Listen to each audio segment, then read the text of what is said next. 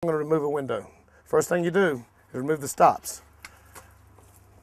The blind stops are, again, they're actually nailed behind the brick mold, so they have to be what they call chopped out.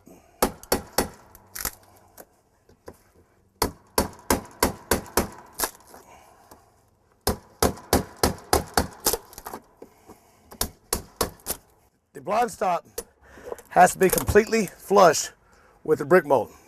Otherwise, the sash track will not be able to be removed because it'll be caught by the little burrs of the wood.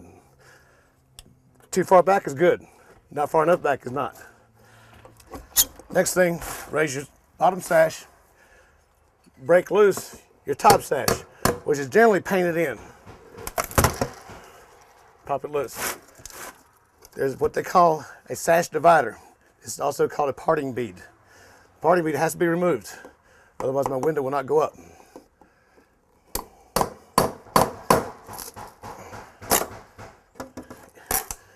It's actually dadoed in, should pop out fairly easily. Next step, this is nailed in at the bottom. What has to happen is pop the two nails loose. Sometimes it's better to just use a hammer. This is a sash stop. Sometimes people forget these are here.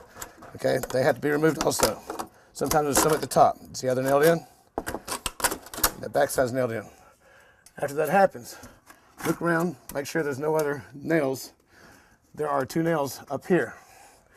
They also have to be removed.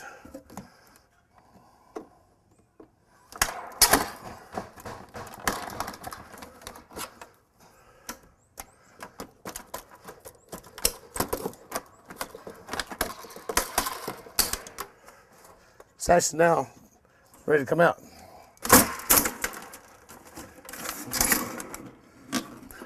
Window removed.